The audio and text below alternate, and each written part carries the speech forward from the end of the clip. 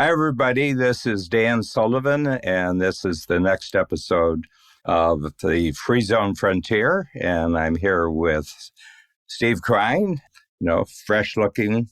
That's Hey, Dan. Upper West Side of New York City out of the window. I'm in Chicago, and we're back to talk about probably a very, very crucial subject in the entire world of entrepreneurism, and that is, what is the value of your innovation when you create new solutions? What is the value of that? How do you value that? How do you get it protected? How do you get it packaged? And how do you have that as a crucial element of the valuation of your overall entrepreneurial company? So, Steve, I think we did a wonderful podcast, the last one, and it was a 3-part podcast, and it was with Keegan Caldwell, who's in the Free Zone program. And Keegan has been, for the last 3 years in the United States, the fastest growing IP firm.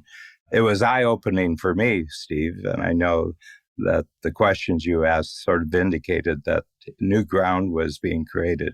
Yeah, I think Keegan does an amazing job just simplifying complex topics and making them seem almost accessible to lay people, and every entrepreneur who has stayed away from or just been intimidated by the discussion around intellectual property and IP and patents and trademarks, and just simplified it into a very normal conversation. So I had a big appreciation for his simplification of something that I think way too many entrepreneurs don't spend enough time focusing on early on in the development of their companies.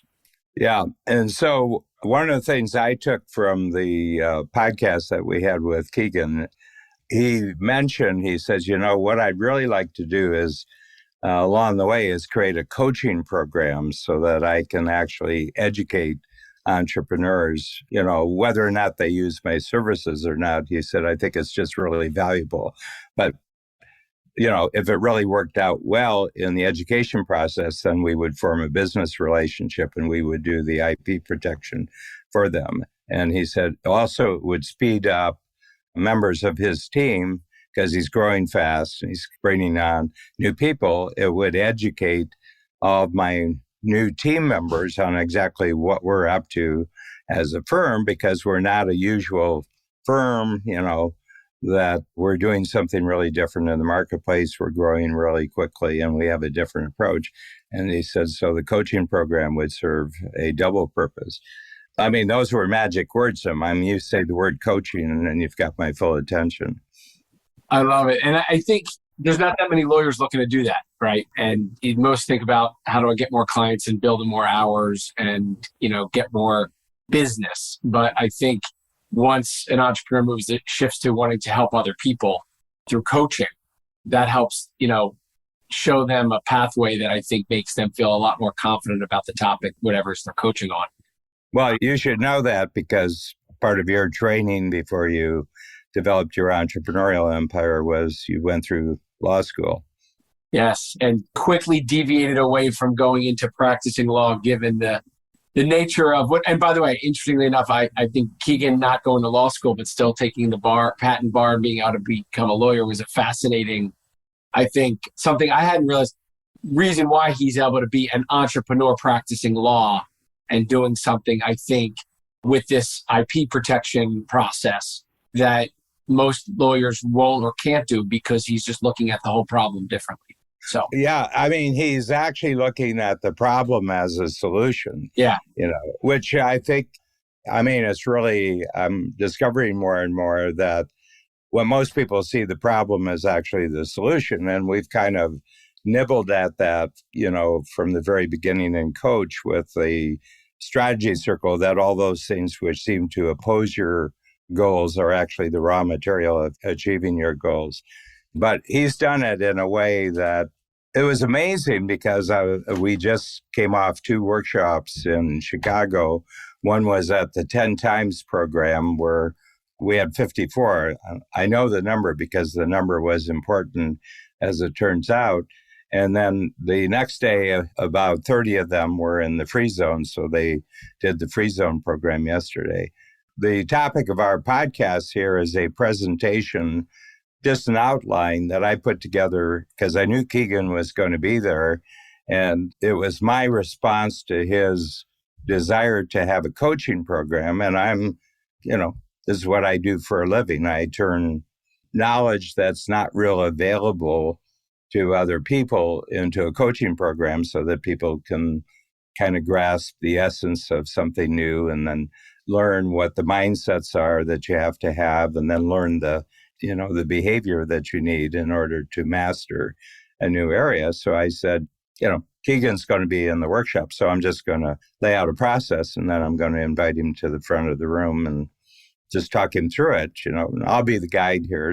And he's got enough of, in Strategic Coach, we have the Colby profile that kind of tells you how people will respond if they're suddenly and without preparation asked to do something. And he's got a profile that tells you he can do that, So I've never do that. 9 quick start, 8, 10, yeah. 9 quick start. I said, the thing is that if you have that profile, you can get shocked, but you enjoy it pretty quickly. So let's walk through that process. Let's start with it, Dan. Most people think of IP or terminology around IP as intellectual property. You titled this Innovation Property Builder. So can you elaborate a little bit on that to start? Yeah, because generally that which becomes intellectual property, and there's technical terms in the IP world, there's copyrights, so everybody's heard of copyrights, trademarks, that's another form, and then there's patents. And then there's others like trade design, which is a separate category. That's the way you've designed your thing constitutes the monopoly protection. And then there's things called trade secrets. And I'll give you an example of a client who's coming into free zone before the end of the year or early next year. And he has just created something that's extraordinary, but it's a trade secret. And that is, he has something that is so powerful and so transformative that he can keep it in the form of a black box. And he's dealing with an industry where if he gets 5 or 6 key clients, he's got the whole industry. So he doesn't allow any possible competition to actually even know how he's going about doing what he's doing. But the payoff is so fast and it's so remarkable what he does. And we'll get to that it makes more sense for him not to say how he does what he does. And a famous example of that is Steve Jobs. Steve Jobs never submitted patents for anything he did. And the way he positioned himself was he would say, I'm going to give a 2-hour presentation next Wednesday from 2 o'clock to 4 o'clock Eastern Standard Time. And the stock market stopped. The entire technology world stopped because he had that kind of persuasive position in their minds. And then, he'd introduce iTunes, or he'd introduce, the iPad, or he introduced the iPhone and everything like that. And he said, and by the way, what I've just described is available for sale tomorrow. You can buy it tomorrow. So he never did it until he was ready to hit the market because he didn't want anybody knowing even the area that he was looking at, so that's a sort of a different approach. I mean, a lot of this just has to do with market positioning. So how do you create new things, package them, and get them out so that the moment that they go into the market, they have a monopoly position in the market? I mean, this is the ideal. It's like startup health, it's got a monopoly. I don't know, is there anything like it in the world in the way that you're doing it? It's very interesting, Dan, because as you've been talking this morning, both in the pre-podcast discussion and during this, I've been thinking a lot about the evolution of startup health over the last decade. And for most of, I would say, the last 10 or 11 years since we launched Startup Health, we've been talking about this global army of entrepreneurs working to solve the biggest health challenges of our time. And, with 400 plus companies in 28 countries and over 1,000 entrepreneurs, the interesting thing is we've had this framework called Health Moonshots that helps us organize all of our companies and entrepreneurs into these themes. But over the last year, we've been working on really looking at the moonshots themselves versus just the companies themselves as the real vehicle to accelerating everything. And so we started looking at like type 1 diabetes within the Cure Diabetes Moonshot and saying, what if we just took the type 1 diabetes problem and we organized a focused, cross-disciplinary, collaborative board of experts together, led by an entrepreneur. By the way, underscore that, led by an entrepreneur, because that is a unique part of what I think's been holding a lot of breakthrough innovation back. Scientific and other academia leading a lot of scientific advisory boards, but entrepreneurs have not often been leading those boards. So starting off with the leadership of this moonshot with a really great board with an entrepreneur at the helm, and then building everything underneath of a very specific goal, like a type 1 diabetes cure. Management and prevention is included in that, but the cure. And what I've noticed when we started talking about single mission moonshots, we have one on Alzheimer's now, Alzheimer's and related disorders, doing one on youth mental health, a big problem that's accelerated, especially through COVID, has been, the mental health of youth and teens and young adults. When you start to get into very specific themes like that, what you all of a sudden see, and I'm going to use a page out of your Who Do You Want to Be Hero To, you all of a sudden see all of the noise part away from the idea of just health and into a specific problem people want to rally around solving. And I've seen it as a fascinating shift for us into the topic around how do we actually achieve moonshots, not just how do we help entrepreneurs build companies. Mm-hmm. And so I think it's a very evolved thinking around this, but I come back to your original question around intellectual property and the process that we're putting in place. And it's really at how do we really solve the big problem, not how do we solve someone's problem. Yeah. Well, I think the other thing is that if you go to the Constitution of the United States in Article 1, so Article 1 is the start of the Constitution, and it basically states what the Constitution is for. But very early in Article 1, there's a whole paragraph about intellectual property. Okay. And a lot of the American Revolution happened because of the fact that American colonists were creating new solutions. But the solutions that were created were not being respected by Great Britain, by the mother country. That was one grievance. The other grievance was that the form that intellectual property would show up in Great Britain, like blueprints and drawings and designs and descriptions, would be protected in Great Britain, but they made it a capital crime if you took those blueprints from Great Britain to the United States. Okay. And what it said is that Great Britain just wanted the American colonies to be a source of raw materials, which would be taken back to Britain. They would be manufactured using their innovative designs and then sold back to the colonists. And a lot of people don't realize that, but when you look at the very, very essence of why the rebellion happened, they had a lot of reasons which were emotional reasons, but the big reason was that Madison and they were all in their 20s, by the way. A lot of people think of the founding fathers, a bunch of old white people. They were in their 20s and 30s, these guys. I mean, that was maybe old in the days, but they all lived into their 70s and 80s with a few exceptions. But the whole point was, I think that they saw it as that for the first time that you could actually have a new government and a new country, which was essentially based on entrepreneurial innovation. And that's the thing they wanted to protect most, that we're going to be able to protect that. Yeah. So anyway, just to talk about it, where it all starts. And it's the best in the world. I mean, the U.S. does the best job in the world with IP, and they have the best legal system for turning around patents as fast as you can. And they have the greatest investment capital system in the world, that if you have an idea, you can get it to the marketplace really quickly. But if you don't have intellectual property for your idea, you're not going to get the investment capital. So let's talk about the 6-step process here, and then we all know what DOS means, or at least I hope people listening understand. Yeah, well, it says that all innovation in an entrepreneurial sense comes from what's happening to your clients or customers. And that is that they have dangers where they could lose something if a solution is not created to help them. They have opportunities that they could capture, but they don't have the means to it. So you help them create the innovation that's going to allow them to capture the opportunities.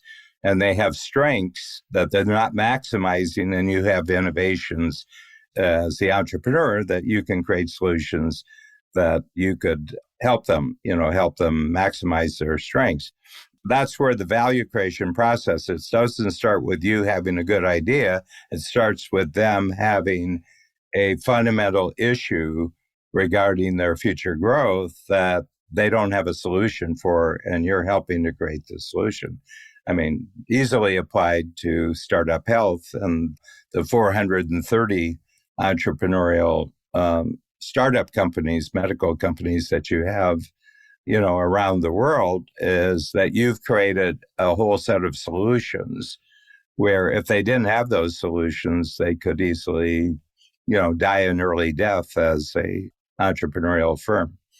Yeah. So if you were to frame the 6 steps that you outlined for Keegan into what's unique about what he's doing to help entrepreneurs or companies, what would you say it is, again, across this 6-step process, analysis through positioning? Well, fundamentally, he says, and this came out in our conversations over a 2-day period, is that the moment you have the idea for something new, that's when the IP process starts. So I have that sort of upward, it's called the 10 Ps. Yeah. It's an exercise. He says, the moment you have an idea that's a plausible idea and you start writing it down, that's when the IP process starts. A lot of people think you create something and it's ready for the marketplace, and then you get intellectual property protection for it. And what Keegan says, no, it starts when you have the idea, because the very solution you're creating is the intellectual property. So put the intellectual property considerations in right from the beginning. Right. Okay. So the first thing, what he's doing, so he was hitting veteran entrepreneurs. I would say the average, in 2 rooms on a Monday and a Tuesday, probably 25 years. It was probably the average. Probably people have been out there for 25 years. They're very, very successful. And I would say for the most part, they're mainly service business as opposed to manufacturing. But we have a growing number, and I would say 10 years from now that half of Strategic Coach will be manufacturing companies, because there's a reshoring movement going on right now, and it's going to be very, very innovative, high-level manufacturing in the United States with labor in Mexico and, other countries. But it's got to be available. The supply chain problems, that's a security issue for the country. So it has to happen, and there's just going to be an enormous growth. So I can see, 10 years from now that half of the, I won't say the total, but the top entrepreneurs coming into the program will be manufacturing of a new nature. So I'm just going to walk you through. And what I'm describing here is what Keegan uniquely can do with his firm. I'm not saying that this is what happens in the intellectual property law industry, because it doesn't. But this is what Keegan does. So I'm describing his unique process here. First one is you make an appointment and he comes in and he says, show me what you're doing and tell me all the solutions you have. And they said, well, I don't think this is IP. He said, can I be the judge whether you're doing IP or not? Okay. And he'll just go through and he says, yeah, clearly you have a trademark there. Do you have the trademark? No, I don't have the trademark. He says, okay, everything you do can be copyright protected. And people say, well, this was just a one-time solution. He says, you can copyright it. You can get a registered copyright for what you did. Well, I'm not using it anymore. He says it's a copyright and you can get a copyright for it. It doesn't matter if you're going to use it again. It's got value. It's got value. And then the big thing, he gets to patents. And he said, now, you've got some things that are not in patent form, But if you take a couple of your copywritten processes together, put them together, that would be a patent, And he just goes through and he does a complete analysis. Okay. So then he said, if you want to take the 2 and 3 are actually very connected together, because what he can do just on the basis of his analysis, he can say, my estimation here would be based on what you've shown me, you have about $10 million worth of intellectual property value. This would be added to the valuation of your property. It won't if it's not protected. In other words, you don't have the official documents that say it's a trademark, a copyright from the government. It has to come from the government. But he said if you did that you would have just added $10 million to your valuation of your company. So I'll stop there to do this because he said this in his podcast with us, and we were both wide-eyed when we did it, because I was just taking the number of clients I have in Strategic Coach and multiplying by the number, okay? So 10 million is not a big deal. I mean, he said almost everybody would have, at the level of people, in the 10 times program, he said, you have so much creativity over the last 25 years, but you haven't really approached it from that fashion. But if you look at your 430 companies, that was the last number you gave me, you multiply 430 and it might be 50 million times 430.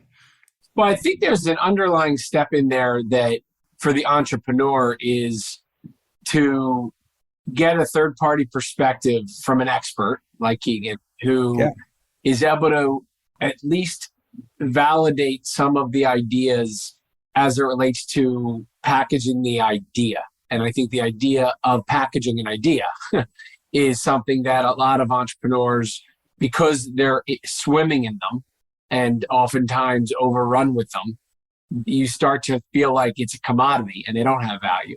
And I think the idea that a Keegan can come in and at least compartmentalize the discussion around each idea and create a framework of a discussion that there's a value there, in and of itself is a great discussion, right? So you've created value by just saying, this is an idea, this is how we protect the idea, and if we protect it, this is how much more valuable it is. It's a very oversimplification of what a lot of entrepreneurs don't put any value on is the abundance of ideas they have. And I think this is starting to do that.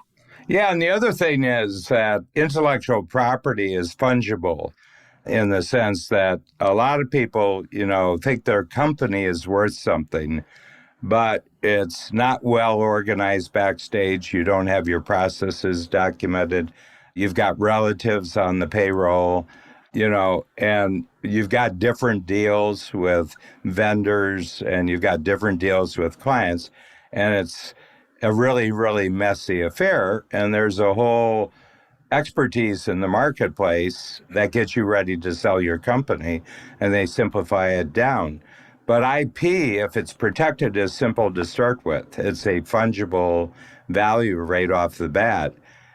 The truth is, if you went through Keegan's analysis and you got the complete inventory of trademarks, copyrights, patents, okay, and you had the protections, which is not a long process, and evaluated that, and you evaluated the rest of the company, immediately, if you were in a mind to, you could sell the IP. It's ready to be sold into the marketplace, where your company would require an enormous amount of work to get it ready for that, I mean, I've been through enough conferences where, people say, run your company as if you're going to sell it, So you don't do things up front that would interfere from an easy sale and a lucrative sale at the end. And all he's doing is, you have ideas that you've used and you just take them for granted because that's what you do for a living. And I'm telling you that every time you create one of these solutions, it has an IP value. Yeah. Well, I think therein lies, for purposes of a mindset shift that needs to occur for the entrepreneurs to truly understand that their ideas are part of the value creation engine that they've created. And Keegan seems like a partner or a collaborator for that just kind of makes things easier so you don't have to worry about them. Yeah. I don't know how much time he's suggesting it takes out of an entrepreneur's life, but it seems like I think it's pretty quick, actually. I think it's pretty quick. And one of the problems with a process like this is the IP, the entrepreneur, it's like getting your finances ready because, you have to get a loan or something. And it's an arduous process, or it's like getting your medical records ready because you're checking in with a new clinic, and it's an arduous process. And you say, geez, why do I have to do this? And as I understand, Keegan is training his staff to actually take control of the process for you inside your own company.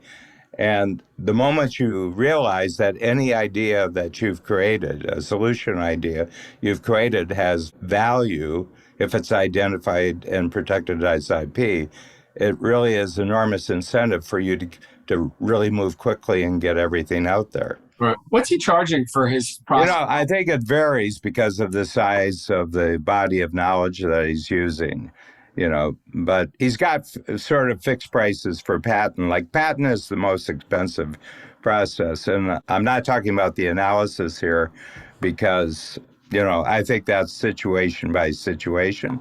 But like his standard price for a patent is about $10,000. And he's got a 99.3% success rate so far in the history of his company. The industry average is around 60%. Yeah. And those are not his numbers. Those are the U.S. Patent Bureau's numbers regarding his patents.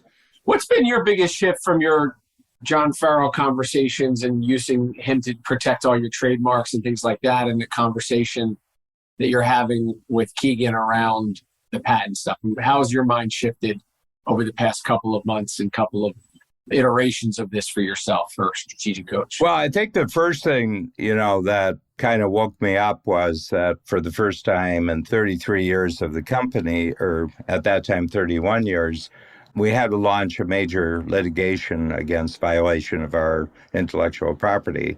And it was like a 2-year process, and it was expensive. And, we have a non-disclosure on it. We can't say anything. And the only thing I can say is I wasn't unhappy with the result. Okay. And one of the things of why I wasn't unhappy is that it was like taking an advanced graduate degree in understanding what we had done right, because we had done a lot of things right. And our lawyer said, I have major corporations who haven't got their act together like you guys do, but there was a lot of stuff where there were holes in the system. The other thing is we were being reactive to a situation that happened in the marketplace. I said, we're never going to be reactive. We're going to be totally proactive. So that was a mind. And, where John is going as an IP firm is very, very different from the ideas that I was getting. And then Keegan came into the program, and he's he's relatively new in the market. I mean, he's within his first 10 years of IP, on his own as a company. Plus, he came into the program, went through signature program, came into the 10-time program, and then jumped up to the free zone. So he was an active player, so I could talk to him a lot. But the biggest switch was I was thinking only in terms of our company, and would have just thought in terms of our company with our further work with John. And John is still, an IP lawyer for Strategic Coach. But now I'm thinking about everybody else's company in Strategic Coach, and that would not interest John, but it totally interests Keegan. So that would be the shift. Excellent. That's helpful. And I think you just went from a convincing argument to compelling offer of the shift that you're making inside of why you were caring prior to that about your own intellectual property. Now you're caring about other people's. Yeah. And not just about their property, but increasing the valuation of their business. If we can bring a capability into Coach, probably at the 10 times level, if we can bring in that instantly in a matter of a quarter would increase the value of your company by, let's say, $5 to $10 million. And it's like sitting there and you don't know it. And all it is an analysis and then a protection process. Yeah. that you go through, and it's a 1 to 10 at the very least. It's a 1 to 10. You pay $1 and you get 10 times value back. I mean, if you think about the expense of doing it and the return on, I said, this is a very sweet offer that we're making.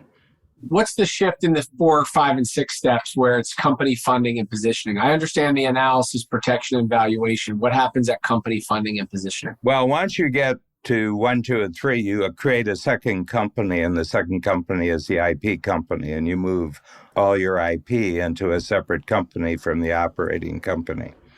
And then the funding and positioning?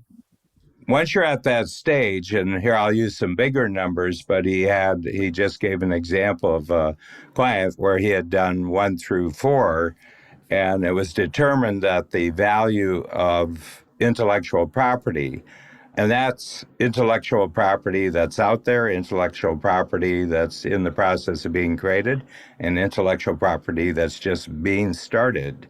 The value of it was $250 million. And then there are insurance companies, big insurance companies, that will come in and they'll get someone like Keegan, who's official and he's verified 1, 2, 3, 4, and they'll grant you a loan of up to 50%. It's kind of like they'll take an insurance policy and give you half the value in the insurance policy, which, as you know, Steve, from your own entrepreneurial experience and then the startup entrepreneurial experience of your 430, is that they have to give away equity. But here, your IP provides the startup equity. So he's been creating these intellectual capital or intellectual property companies and then getting separate funding for those? Yeah. Well, yeah, because the IP company that's creating what most people are funding is actually intellectual property. Yeah. And then the operating system has to be up to the quality of the IP. So we're going to have Keegan back now for an update series of episodes to talk through this. I'm assuming his last 48 hours at Coach was transformational. Well, yeah. So just to give a little bit more context to our listeners here, I just asked Keegan, I put this form together. I didn't have number 4. That was a surprise that came out of the conversation that we had over the 2 days, but I had the other 5.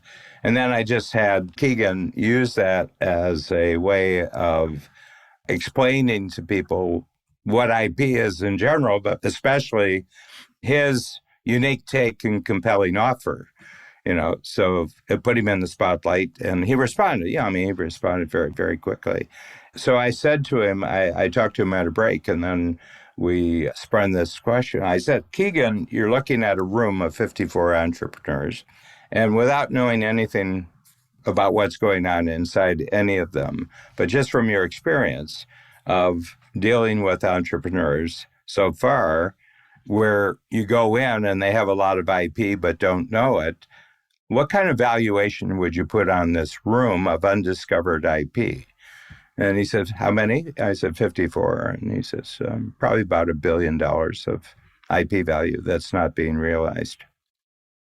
That's not a convincing argument. It's a compelling offer. It's a compelling offer. And everybody wants to be a big piece of that, or at least hopefully feels like they're a big piece of that. Yeah, in the next 24 hours, he set up 35 appointments for him to go out and do number one. Right. And that's what he's trained his team to do. Yeah. And then when you have this, the funding then is the outside source. It's an insurance company.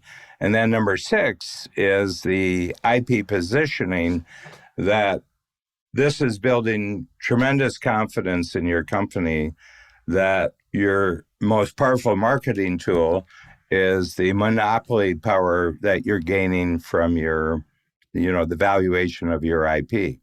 You're totally protected when you go into the marketplace, your packaging, But not only that, you've probably speeded up the development of your company by using the funding that's available from the valuation of your IP. So, looking at your thing, there's Startup Health itself. your company, Startup Health, as an operating company, and then it would have an IP company for yourself because you've created all sorts of IP in creating this network. Okay. And then each of the entrepreneurial companies that you have, they also would get an analysis to you're the person to say, and the process that you use to spin this out. Totally. Maybe you start with the top 10 and you do it, but each of them would go through the 6 steps and they also would have an IP company. And I think it would totally change your message to your institutional investors.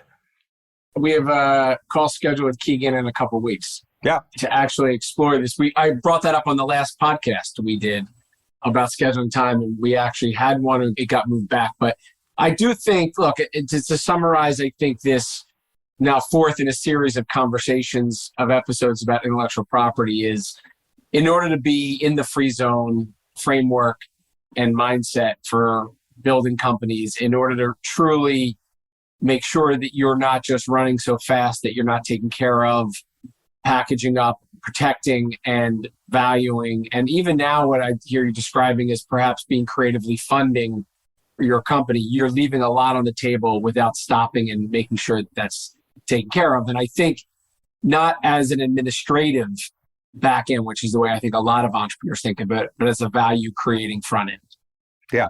Well, it changes your whole notion what it means to start and grow a company and make it successful in the marketplace. It's almost like you have a superpower that's available to you, but for the most part, you're never educated by any conventional industry or any conventional business school. I mean, this would not be known in any business school, what he's doing.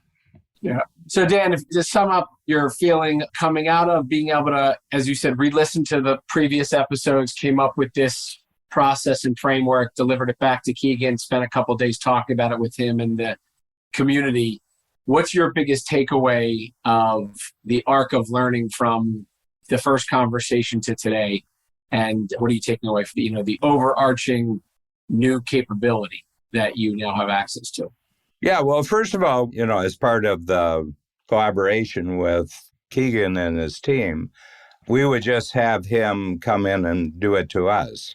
I mean, we have 550 copyrights, that have been fresh. But no patents. We have a couple patents. Strategy Circle is a patent, and we got another one. And then we have probably dozens of trademarks. And, we would just have him go through it. And that's part of my education to create the coaching program for this, is to actually go through the experience and then make sure that we don't have any holes, that things not covered, so that we'd go to a further process of protection. And I have an IP team. I've got a team right inside Coach. So, we can get our own copyrights by ourselves. We can get our own trademarks by ourselves. Probably can't get our own patents by ourselves. And then get a valuation and then create the separate company, because we haven't done that yet. Yeah. Okay. It's not that we need funding. We don't need funding. We fund out of growth. We have a no receivables company. So I based it on the movie industry. I said, when do you pay for a movie, on the way in or on the way out? I said, let's just have it be on the way in. But the whole thing is that we've been an IP firm right from the beginning. That's all there is in Coach's intellectual property. We don't have a product. We don't have a service in a conventional sense. What we have is a vast ecosystem of entrepreneurial focus questions and thinking processes. And so it's entirely an IP. And I think yours is exactly the same way. That's exactly what your firm is. So then I would do that, and then we would develop the program, the coaching program, to such an extent that it would guide all of our Free Zone and 10 Times clients to go through the process for Keegan, with Keegan, and to do this. I mean, regardless of whether they're in Coach or not in Coach, you'd want to do this. It's a no-brainer. Found money, it's a found money exercise. It'll be interesting as we go through it and you go through it. We compare notes and see how we learn through doing this process, how to unlock the inherent value in all of the intellectual property inside our organizations and our clients and partners organizations. The interesting thing, as you've gone along with this, when you do your annual or however it works, you go back and talk to some of the big investors that are in the fund that you use that and say, oh, we've immediately added value to all these companies over the last year. I think it would be a very, very interesting meeting. I mean, people say, oh my God, how'd you do that? Well, we've come up with this process.